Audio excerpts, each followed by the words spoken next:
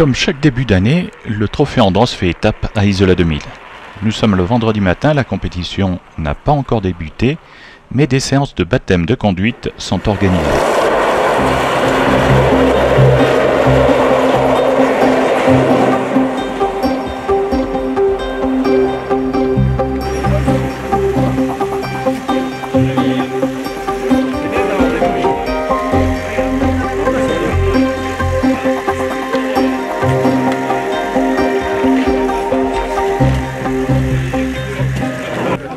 Ici, Christophe Ferrier, isolien, qui court sur les couleurs de la métropole Nice-Côte d'Azur, en plein briefing avec Maxime Mallet, journaliste à l'équipe. C'est Christophe, le journaliste de l'équipe.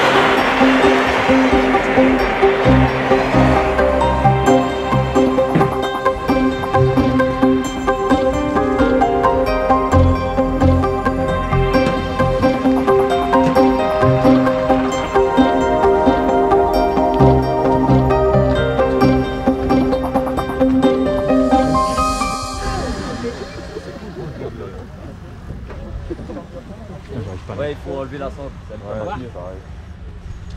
Après quelques tours sur l'Androscar, le journaliste va prendre le volant de la voiture de Christophe.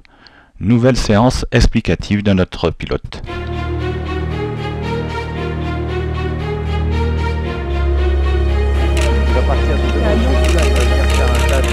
Comme un petit truc ou je sais pas, un truc marrant. Petite séance photo et nous allons recueillir les impressions du journaliste. Maxime Mallet, alors vous êtes journaliste à l'équipe, vous avez fait un baptême avec des voitures sur glace. Ouais. Alors ça donne quoi? Bah, c'est sympa, c'est des sensations assez particulières, assez uniques, sympathiques. On a toujours, je pense comme tout le monde, on a toujours envie d'un peu plus une fois qu'on descend de la voiture parce que voilà, on cherche les limites.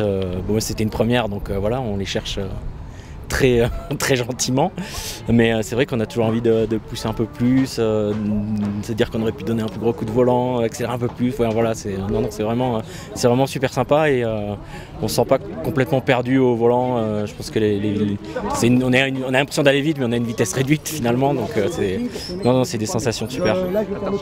Du coup, vous avez préféré laquelle, la petite, ou on en a le plus de sensations sur laquelle, la 4 roues motrices ou la 2 roues motrices? Bah, la 2 roues motrices, c'est sûr que si on veut des sensations de glisse, de survirage, de devoir la maîtriser complètement, la 2 roues motrices pour débuter, on va avoir ces sensations-là. C'est vrai que passant directement sur la 4 roues, c'est le niveau j'allais dire de confort un peu, mais c'est vrai qu'on voit qu'on peut mettre des plus gros coups de volant, qu'elle bouge quasiment pas, que quand on corrige avec les 4 roues directrices, c'est immédiat, donc c'est pas du tout la même approche, et du coup c'est un peu plus difficile surtout quand voilà, on est au volant de la voiture d'un pilote qui va se battre pour la victoire dans quelques heures. On ne va pas abîmer la voiture, donc on y va mollo.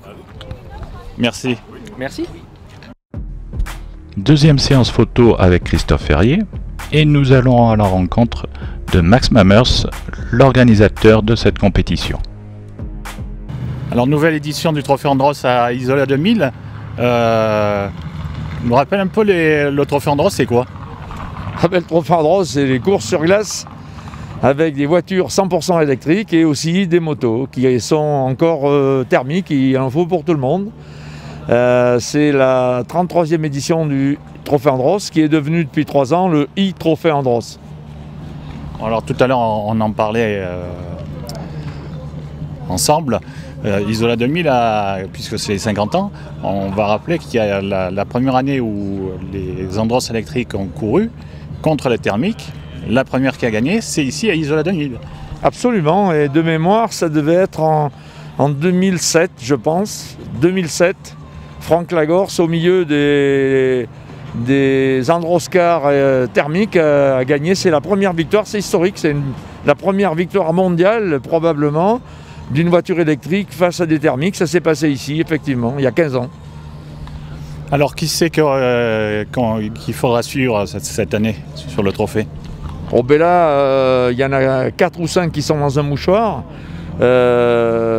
Dubourg, le vainqueur sortant, est à égalité de points après 4 courses avec Aurélien Panis.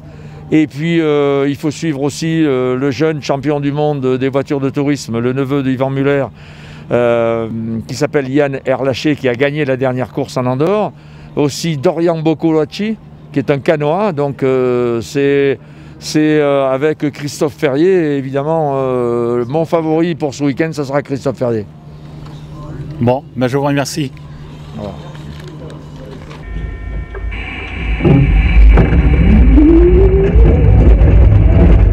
Nous partons maintenant à la découverte du circuit à bord de la voiture de Christophe Ferrier. Il est à noter que suite à la douceur des jours passés, le circuit s'est vu amputé d'une partie de son tracé. En effet, pour préserver la glace pour le week-end, les parties à l'intérieur des courbes se sont vues greffer des chicanes de neige.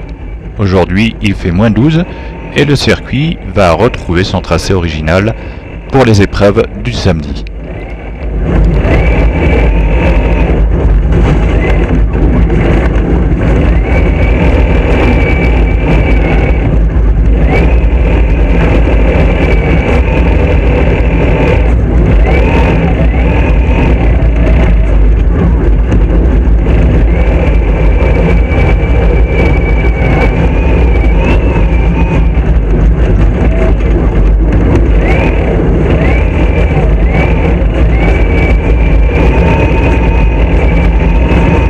Christophe, alors de retour à la maison, comment ça se présente?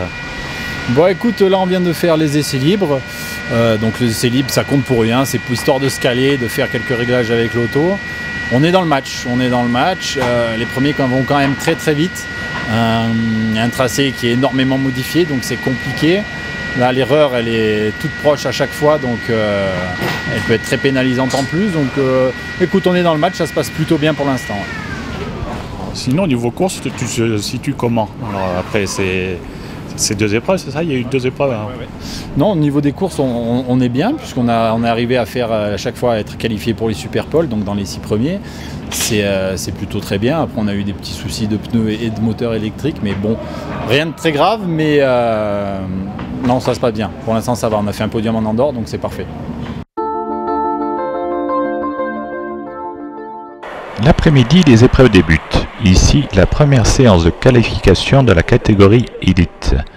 Voici Eddy Benezet qui partage le baquet de la voiture de la métropole, mais en catégorie élite. Jimmy Clairet sur la I208. Pierre-Louis Loubet sur la Zoé en catégorie Elite Pro. Florian Benardi.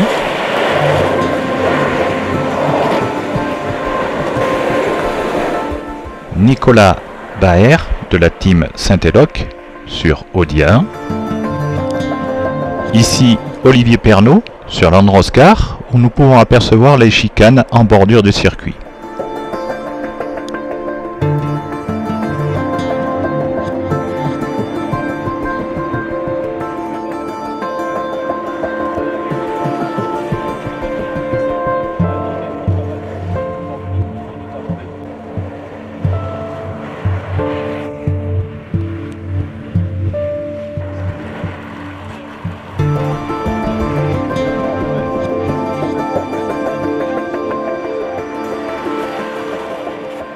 Après cette première séance de qualif, Christophe Ferrier se classe second derrière Nathanaël Berton. Il est suivi de Aurélien Panis.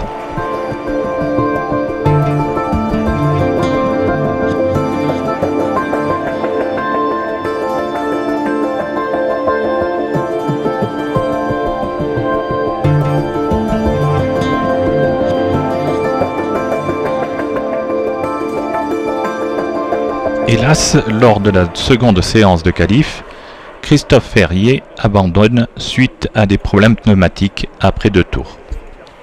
Et les ennuis pour Christophe ne s'arrêtent pas là, puisque un peu plus tard, il est victime, suite à une erreur de conduite, d'un accrochage avec le mur de glace qui endommagera la direction de l'automobile.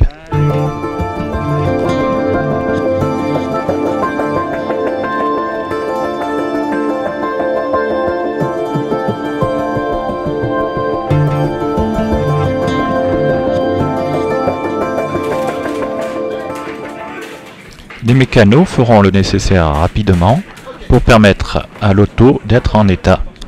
A noter que Dubourg connaîtra exactement la même désaventure lors de la dernière super finale de samedi. Finale élite. Terminera première Clémentine Lost en 2 minutes 41, second Julien Febreau, troisième Edgar Malouagne.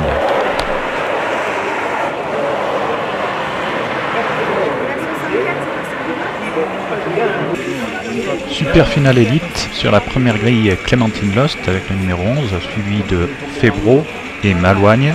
Le classement de cette première super finale élite sera identique à la grille de départ.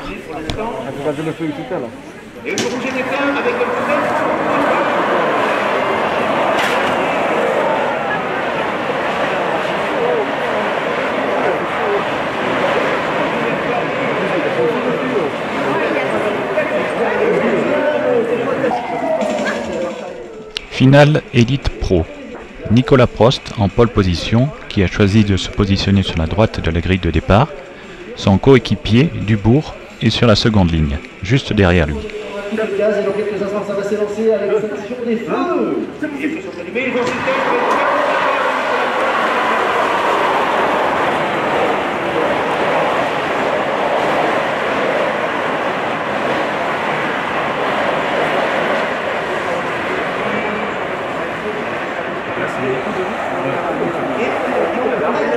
Coup de théâtre à l'avant-dernier tour.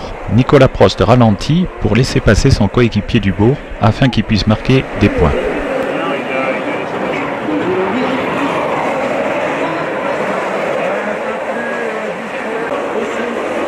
Classement pour cette première finale Elite Pro.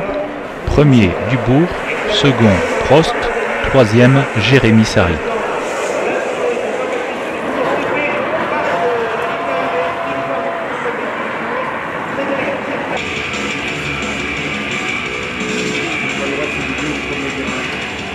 Super finale Elite Pro, premier Nathanaël Berton, suivi d'Aurélien Panis, Yann Erlaché finit troisième, Christophe Ferrier terminera sixième. En tête avec Saïd 208, pourchassé par Aurélien Panis.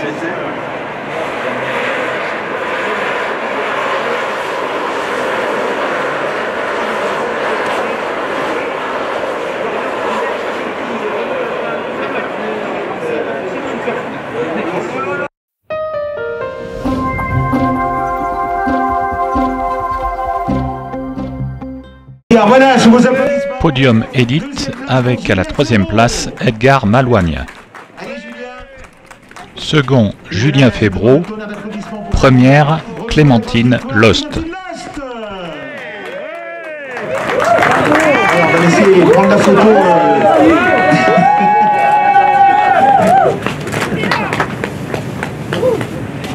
Alors on va attendre pour les photos et on va demander à monsieur Eric Navarre et à monsieur Chi. Ah, accident. Voilà les applaudissements pour ce podium élite. Et on va enchaîner avec le podium élite pro, bien entendu. Podium Élite Pro, premier Nathanaël Berton sur Peugeot i208, second Aurélien Panis sur Audi A1, troisième Yann Erlaché sur DPC AS01. Bonne fin de soirée, on se retrouve demain. Samedi matin, nous nous rendons dans les paddocks à la rencontre de Dorian Bocalacci, qui est canois et qui a couru entre autres en Carrera Cup, Formule Renault et Formule 4.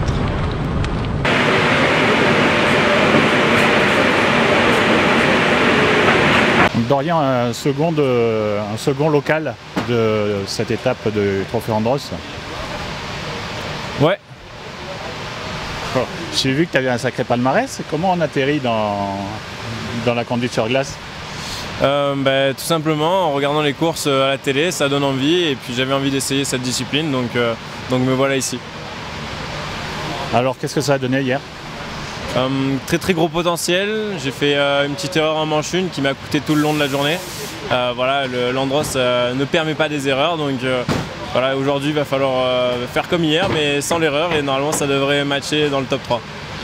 En plus, hier, il y avait une particularité, c'est que la piste était déjà qu'elle est étroite, que c'est le circuit qui est considéré comme le plus compliqué de la saison, on va dire. Elle était plus étroite que d'habitude.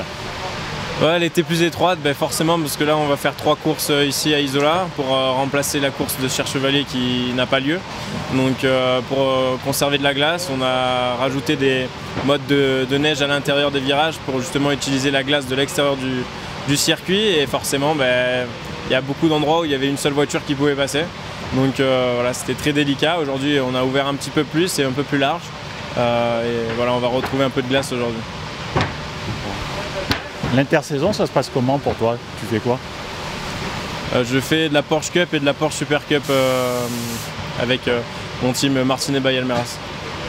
J'ai vu que ça marchait bien, ça marche plutôt bien. Oui, ça marche plutôt bien. On a fait des victoires en championnat de France, on finit vice-champion, champion de France rookie. Et j'ai gagné aussi, j'ai fait des podiums aussi en Super Cup, 3e à Monaco, 2e à Monza. Donc voilà, très, très positif pour une première saison. Je te remercie. Merci. Nous allons suivre Clémentine Lost, l'une des rares coureuses automobiles et qui a réalisé une très très belle course la veille.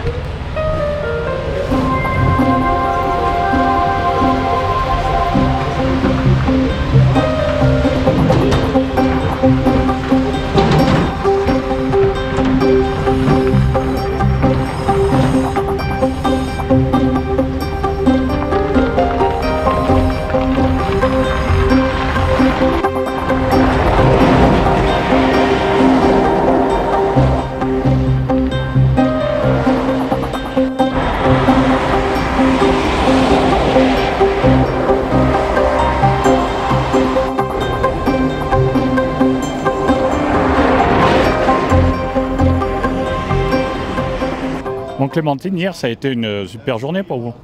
Oui, je suis très contente, un gros hold-up, donc je termine première, je marque un maximum de points parce que je fais le meilleur temps aussi en course. Je suis très très contente de ce résultat, donc première victoire de la saison, et puis voilà. Bon, hier en plus c'était pas évident, aujourd'hui les chicanes ont été enlevées, du coup c'est plus facile pour tout le monde. Est-ce que c'est un handicap pour vous ou pas? Alors en effet, moi je suis plutôt à l'aise, je crois, quand il y a plein de chicanes, quand c'est un peu compliqué. Là ils ont enlevé les chicanes, donc forcément on a beaucoup plus de vitesse. Cependant, en remportant la journée d'hier, j'ai cumulé 60 kg de lest. Donc avoir 60 kg sur ce circuit, je pense que c'est un peu moins facile, la preuve. Après j'ai vu, je suis un peu rassurée parce que mes concurrents Julien Febro et Edgar Maloigne, pareil, ils sont au milieu du peloton avec du lest. Donc c'est pas facile, mais on va travailler pour quand même faire une très belle course tout à l'heure et il reste cet après-midi. Je vous remercie. Merci, c'est gentil. Comme le disait Max Mammers, pour les aficionados des moteurs thermiques, il reste la MV Cup. Nous partons donc à la rencontre de l'un des coureurs de ces deux roues. Lilian Gonnet, alors la MV Cup, c'est quoi pour vous? Pour moi, c'est de la moto donc sur la glace, hein, comme on peut imaginer. Et c'est une compétition que je fais depuis 10 ou 12 ans maintenant. Voilà. En dehors de la compétition sur la glace, le reste de l'année, vous faites autre chose? Je fais du motocross et puis avant je faisais du supermotard, mais surtout du motocross. Ouais. Alors là, c'est une expérience totalement, on va dire, spéciale et inédite. C'est pas courant qu'on fait ça. C'est pas courant, mais bon, on habite à la montagne, donc on fait souvent... Enfin, l'hiver, en fait, on n'a pas trop d'autres solutions chez nous pour... J'habite à Briançon, donc il n'y a pas d'autres solutions pour rouler chez nous, quoi. Alors, comment ça s'est passé sur les autres circuits? Donc, on a fait une manche à Val Thorens. J'avais gagné la première, mais j'ai fait 4e à la deuxième manche. Donc là, je suis 2e au championnat. Bon, bonne course, alors. Merci. Voilà, nous allons suivre une manche de la MV Cup. Vous allez voir, c'est assez impressionnant.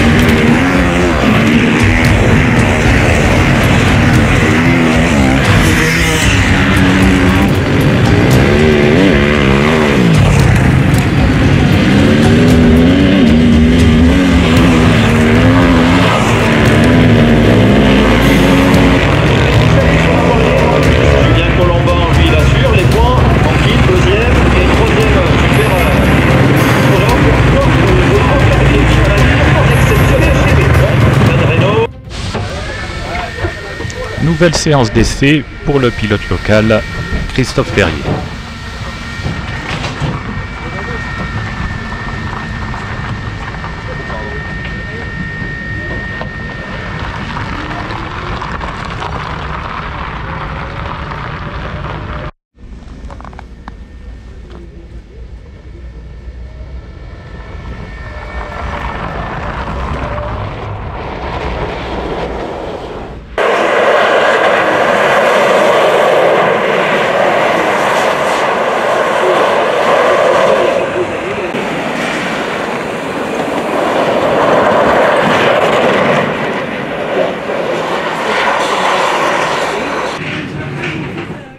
Après son passage, il est classé 3e, mais à la fin des essais, il sera 6e.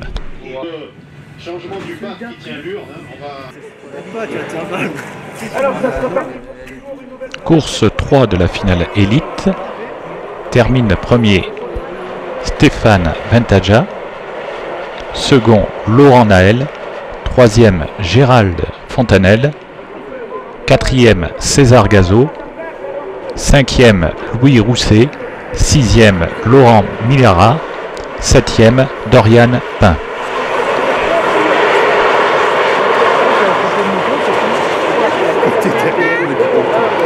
Le dernier il est baisé.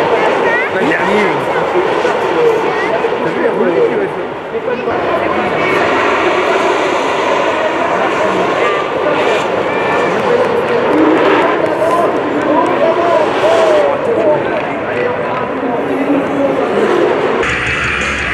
Finale Elite Pro avec en première ligne Christophe Ferrier. Christophe qui sera suivi de très près par Nicolas Baer. Finira 3e Jérémy Sari, 4e Louis Gerbozon, 5e Olivier Pernaud, 6e Sylvain Pussier, 7e Florian Bernardi.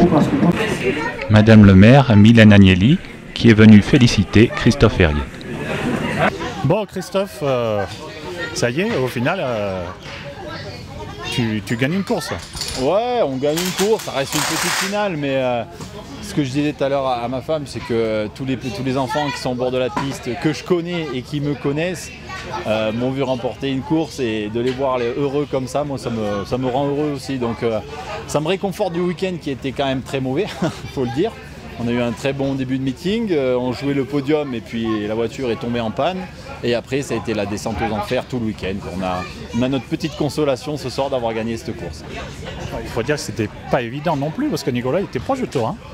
Ah ouais, et puis c'est un petit jeune qui monte, qui est rapide, ils ont une belle auto aussi. Donc non, ça a été très compliqué de le laisser derrière, mais bon, l'essentiel c'est d'y être arrivé. Ben, on est très content en tout cas. Comment? On est très content en tout cas. Ah ben c'est gentil, c'est gentil. Allez, salut. Gonnet. Voilà, je vais appeler monsieur Landry Breuil. En AMV Cup, finit à la première place Vivien Gonnet, en second Julien Colomban, et la troisième place revient à Romain Gioffre. Le I Trophée Andros.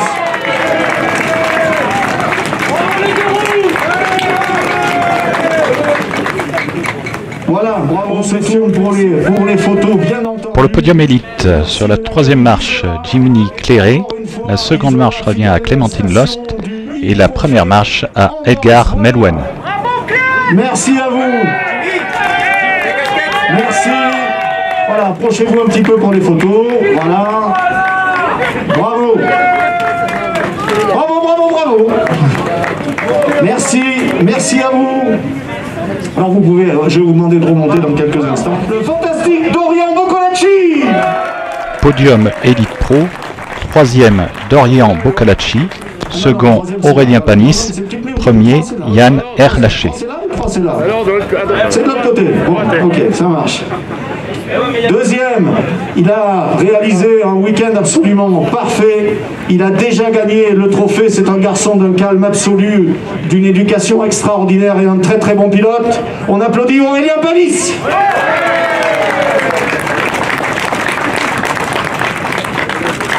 Et puis, premier de cette catégorie Elite Pro aujourd'hui, il vient de nous faire une démonstration dans la dernière super finale. L'excellent, le fantastique Yann Erlaché.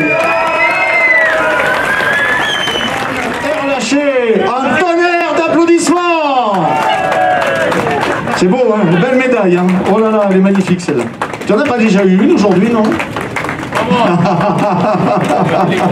C'est révolutionnaire.